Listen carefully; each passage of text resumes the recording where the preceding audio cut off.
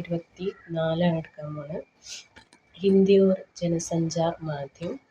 विभिन्न संचार माध्यम जैसे अखबार, रेडियो, टेलीविज़न की कार्यप्रणाली और उसके महत्व को अभिव्यक्त कर सकेंगे। न्यू मीडिया यानी नया माध्यम नाम से संचार का एक नया संचार विकसित हो चुके हैं, जिसमें Facebook, Twitter, Instagram, vlog, YouTube ആദി ജैसे മാധ്യമം വികസിത हो चुके हैं.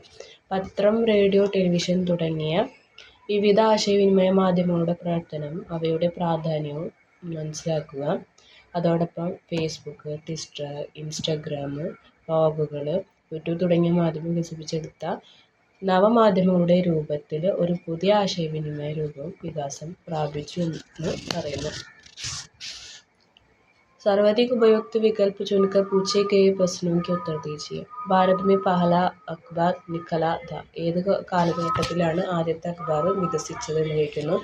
1776 निम्नलिखित में से क्या संचार माध्यम का काम नहीं है? താഴെ കൊടുത്തതിൽ ഏതാണ് വാർത്താവിനിമയ മാധ്യമങ്ങളിൽ ഉൾപ്പെടാത്തത്? अफवाह फैलाना. प्राचीन समय के सूचनाओं पहुंचाने का काम करने वालों को इनमें से क्या कहा जाता है? आहार. पीढ़ी और യുഎൻഐ इनमें से क्या है? PTI, യുഎൻഐ ഇവ ഏതാണ്? സമാചാർ ഏജൻസി. 5. പേപ്പർ इनमें से क्या है? താഴെ പറയുന്നതിൽ ഏതാണ് ഈ പേപ്പർ എന്ന് പറയുന്നത്?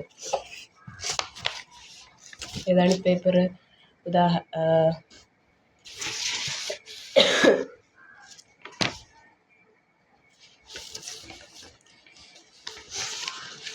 ഈ പേപ്പർ എന്ന് പറയുന്നത് टेलीविज़न अखबार ആണ്. सामुदायिक रेडियो का प्रसारण इनमें से कौन करते हैं? कोई भी व्यक्ति सामुदायिक सहयोग से. इनमें से किसे न्यू मीडिया का हिस्सा नहीं माना जाता है? न्यू मीडिया लाത്തത് ഏതാണ്? अखबार. यूट्यूब पर क्या नहीं कर सकते? अखबार पढ़ना. विज्ञान इनमें से क्या नहीं करता? भ्रम फैलाना. पाठांत प्रश्नाണ്. जनसंचार माध्यम से समाज को क्या लाभ होते हैं? ഉദാഹരണ സഹിതം लिखिए. മാധ്യമങ്ങളിൽ നിന്ന് ജനങ്ങൾക്ക് എന്തു നേട്ടമാണ് ലഭിക്കുമെന്ന് ഉദാഹരണ സഹിതം വ്യക്തമാക്കുക. संचार माध्यम के तेजी से विकास लोगों के अनेक फायदा है. ആശയവിനിമയ മാധ്യമങ്ങളുടെ ദ്രുതഗതിയിലുള്ള വികാസം ഒരുപാട് നേട്ടങ്ങൾ ഉണ്ടാക്കിയിട്ടുണ്ട്. इनमें से ना सिर्फ सूचनाओं की पहुंचते हुई है, बल्कि लोगों की निजी जीवन में काफ़ी സഹൂലിയത്തും ആയി है. ആളുടെ അറിവ് വർദ്ധിപ്പിക്കുകയും മാത്രമല്ല ആളുകളുടെ വ്യക്തി ജീവിതത്തിന് വളരെയധികം നേട്ടങ്ങൾ കൊണ്ടുവരികയും ചെയ്തിട്ടുണ്ട്. यह न सिर्फ आम जनता के लिए लाभकारी साबित हुए, बल्कि वाणिज्य व्यापार करने वाली कंपनियों व्यक्तियों के लिए भी वरदान साबित हुए. ഇത് പൊതുജനങ്ങൾക്ക് പ്രയോജനകരമാണെന്ന് മാത്രമല്ല, അതുപോലെ തന്നെ വാണിജ്യം നടത്തുന്ന കമ്പനികൾക്കും ഒരു അനുഗ്രഹമായിട്ടാണ് ഇന്നത് കാണുന്നത്. ഇത് തെളിയിക്കപ്പെടാനായിട്ട് സാധിച്ചിട്ടുണ്ട് എന്ന് പറയുന്നു जनसंचार മാധ്യമങ്ങൾ കേട്ടോ. शिक्षा और प्रचार प्रसार. शिक्षा के प्रचार प्रसार में बहुत सहायता मिली है.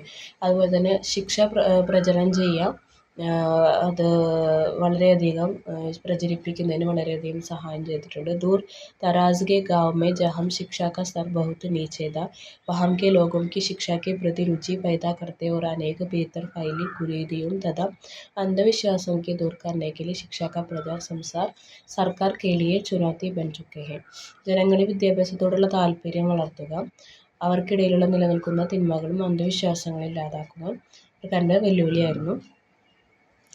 അതുപോലെ തന്നെ ജനങ്ങളിൽ എന്താണ് അന്ധവിശ്വാസങ്ങളും കുരുതികളൊക്കെ ഇല്ലാണ്ടാക്കുക. അതുപോലെ करने के लिए चुनौती बन चुके हैं. संचार माध्यम विशेषकर रेडियो तथा दूरदर्शन के द्वारा आसानी से इस समस्या का हल ढूंढ लिया जाता है. അതുപോലെ ആശയവിനിമയ മാധ്യമങ്ങളായിട്ടുള്ള റേഡിയോ, അതുപോലെ ദൂരദർശൻ, ടെലിവിഷൻ എന്നിവയിലൂടെ പ്രശ്നങ്ങളുടെ പരിഹാരം എളുപ്പത്തിൽ കണ്ടെത്താനായിട്ട് കഴിഞ്ഞു എന്ന് പറയുന്നു. लोगों के बीच बढ़ती मनोरंजन की आवश्यकता की पूर्ति, सामाजिक विकास तथा कला कारखानों की संख्या की रही निरंतर बढ़ोतरी के चलते आज आदमी दिन व्यस्त होता चला जा रहा है. ऐसी स्थितियों में हर आदमी की मनोरंजन की आवश्यकता बढ़ी है. ജനങ്ങളുടെ ഇടയിൽ വർദ്ധിച്ചു വരുന്ന വിനോദത്തിൻ്റെ ആവശ്യകത നിറവേറ്റൽ എന്താണെന്ന് ചോദിക്കുന്നത്, സമൂഹത്തിൻ്റെ വികസനവും ഫാക്ടറിയുടെ എണ്ണത്തിൽ തുടർച്ചയായ വർധനവും കാരണം ഇന്നും മനുഷ്യൻ ദിനം പ്രതി എന്താണ് തിരക്കിലാകുന്നു. ഓരോരുത്തർ ബിസിനസ്സിനും ഓരോ ഇടപാടുകൾക്ക് വേണ്ടി പോകുമ്പോൾ തിരക്കിലാവുന്നതാണ്. അത്തരമൊരു സാഹചര്യത്തിൽ ഓരോ വ്യക്തിയെയും മാനസികമായിട്ട് അവർക്ക് എന്ത് കൊടുക്കണം, സന്തോഷം കൊടുക്കുന്നതിന് വേണ്ടിയിട്ട് അത് വളരെയധികം മാധ്യമങ്ങൾ അല്ലെങ്കിൽ ജനസഞ്ചാര മാധ്യമങ്ങൾ സഹായിച്ചിട്ടുണ്ട്, മാറിക്കൊണ്ടിരിക്കുന്നു എന്ന് പറയുന്നു. അത്യാവശ്യമായിട്ട് മാറിക്കൊണ്ടിരിക്കുന്നു. लोगों में आई सामाजिक राजनीतिक जागरूकता, संचार माध्यम ने लोगों के भीतर സാമാജിക രാജനീതിക ജാഗ്രതയ്ക്ക് तेज किया है. വാർത്താവിനിമയ മാധ്യമങ്ങളിൽ ആളുകളുടെ ഉള്ളിൽ സാമൂഹികവും ഭരണപരമായിട്ടുള്ള ഉണർവുണ്ടാക്കുന്നതിൽ സഹായകമായി തീരുന്നു എന്ന് പറയുന്നു. समाचारों के प्रति लोगों की बढ़ती रुचि संचार माध्यम से अब तेजी से विशिष्ट क्षेत्र के पत्रकारिता जैसे खेल, कृषि, विज्ञान आदि से संबद्ध विषयों पर संपूर्ण रूप से केंद्रित तथ्य को प्रस्तुत किए जाने वाली लगी. പൊതുവിതരണ മാധ്യമങ്ങളിൽ വളരെ വേഗത്തിൽ ഓരോ മേഖലയിലും, പ്രത്യേകിച്ച് സ്പോർട്സ്, കൃഷി, ശാസ്ത്രം മുതലായ എല്ലാ മേഖലയിലും നിർണായകമായിട്ടുള്ള സ്വാധീനം ചെലുത്താൻ കഴിഞ്ഞിട്ടുണ്ട് എന്ന് പറയുന്നു. അടുത്ത പോയിന്റ് ഇതാണ് ക്വസ്റ്റ്യനാണ്. जनसंचार माध्यम में विकास के बारे में विस्तार से वर्णन कीजिए. മാധ്യമങ്ങളുടെ വികസനത്തെക്കുറിച്ച് കുറിപ്പ് തയ്യാറാക്കുക. സർക്കാർ नागरिकों की सुविधा को ध्यान से रखने हुई विभिन्न विकास परियोजनाएं चलाती है. സർക്കാർ നഗരങ്ങളെ അവരുടെ പദ്ധതികളൊക്കെ വികസിപ്പിക്കുന്നതിന് വേണ്ടിയിട്ട് പല വികസന പദ്ധതികളും കൊണ്ടുവന്നിട്ടുണ്ടായിരുന്നു. ജഹാൻ ജേസി ജറൂറത്ത് ഹോത്തി ഹെ, അത് എന്താണ് അത്യാവശ്യമാണ്. യാ ജിൻ ചീസോം കാ സമസ്യ അധിക് ഹോത്തി ഹെ, എന്നാൽ അവിടെ എന്താണ് വസ്തുക്കളുടെ ബുദ്ധിമുട്ട് അവിടെ കാണാനായിട്ട് സാധിച്ചിട്ടുണ്ട്. ഉനെ ഉപലബ്ധ കരാനെ കാ പ്രയാസ് കർത്തേ ഹെ, എന്താണ് അവ ലഭിക്കേണ്ട നടപടിക്രമങ്ങൾ സ്വീകരിക്കുകയും എന്തൊക്കെയാണ് ചെയ്യേണ്ടതെന്ന്, ഏതൊക്കെയാണ് സടക്ക്, വൈദ്യുതി, വെള്ളം, വിദ്യാഭ്യാസം, स्वास्थ्य, आरोग्य आदि से जुड़ी समस्याओं को दूर कराना, बेहतर साधन उपलब्ध कराना सरकारों की जिम्मेदारी है. ഈ മേഖലകളിലൊക്കെ തുടങ്ങിയ മേഖലകൾ അതിൻ്റെ ഉത്തരവാദിത്തം ഏറ്റെടുക്കുന്നതിനായി മാധ്യമങ്ങളുടെ പ്രചരണം നടത്തുകയും ചെയ്യുന്നു. അപ്പോൾ ഇതിലൂടെ നമുക്ക് എന്താണ്, മാധ്യമങ്ങളാണ് കൂടുതലായിട്ട് മാധ്യമങ്ങളിലൂടെ പ്രചരിപ്പിച്ചപ്പോൾ എല്ലാവരിലേക്ക് എത്താനായി സാധിച്ചിട്ടുണ്ട്.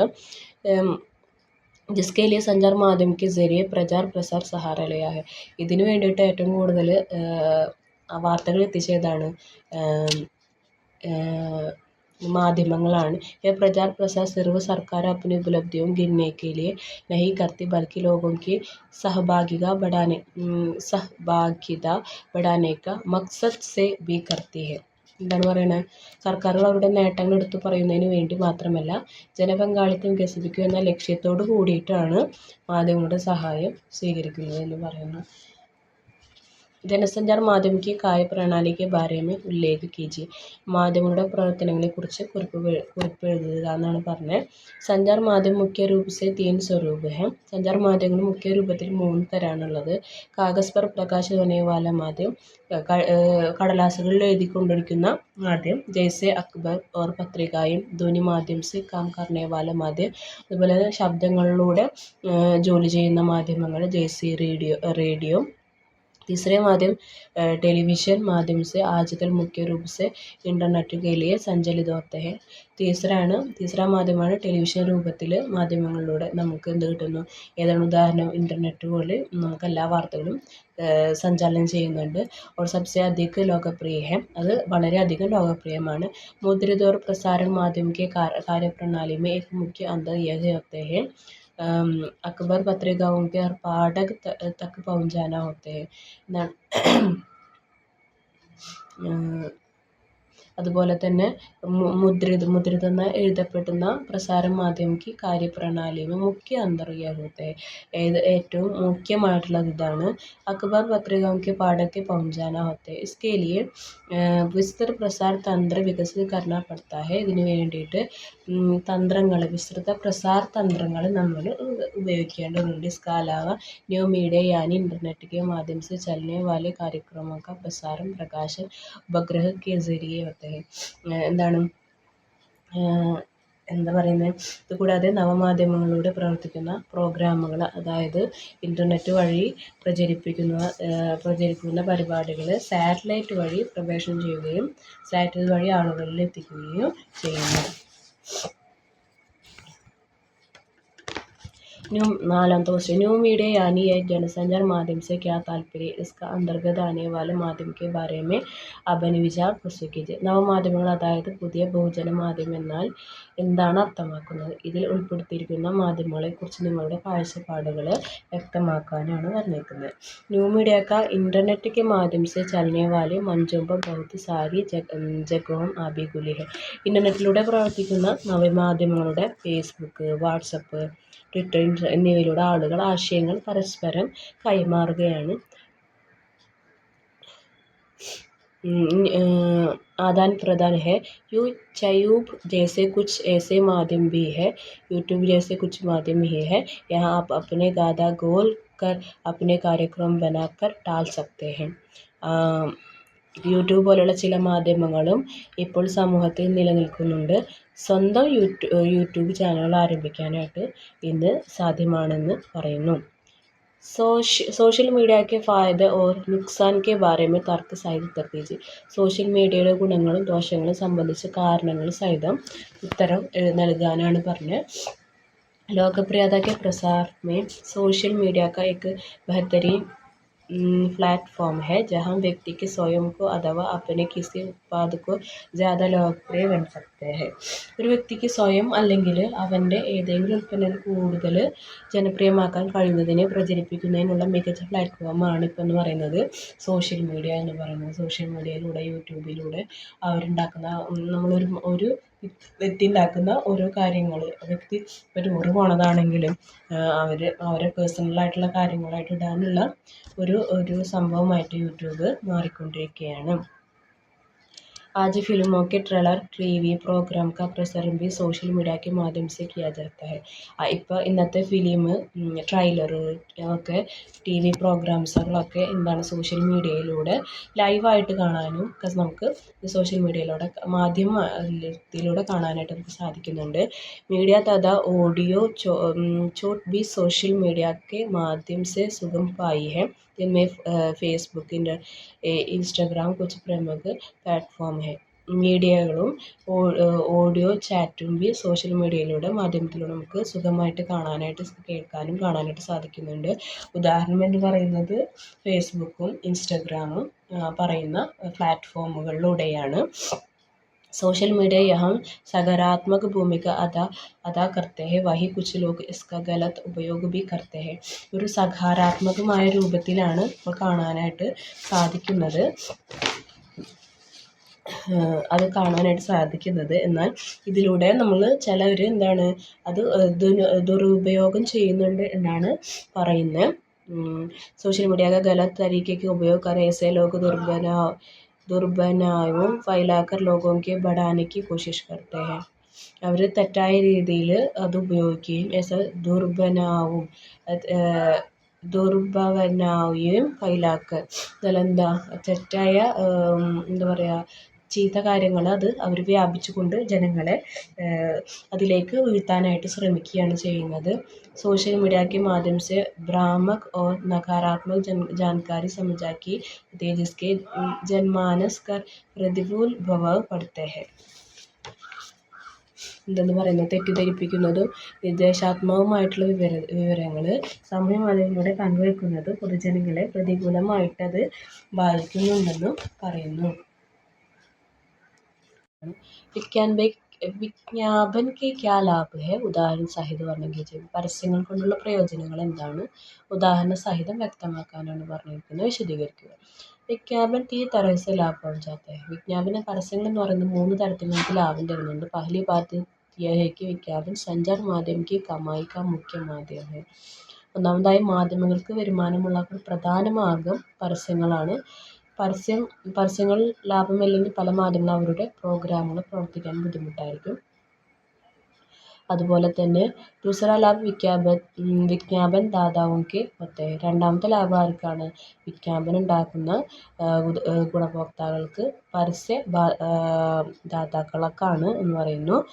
कंपनियां संचार माध्यम पर अपने उत्पाद और सेवाओं के विज्ञापन इसलिए പ്രസിദ്ധീകരിച്ച് करवाती. കമ്പനികൾ സഞ്ചാർ മാധ്യമം വഴി അവരുടെ ഉൽപ്പാദനങ്ങളും സേവനങ്ങളും പ്രകാശിപ്പിക്കുകയും പ്രസരിപ്പിക്കുകയും ചെയ്യുന്നു.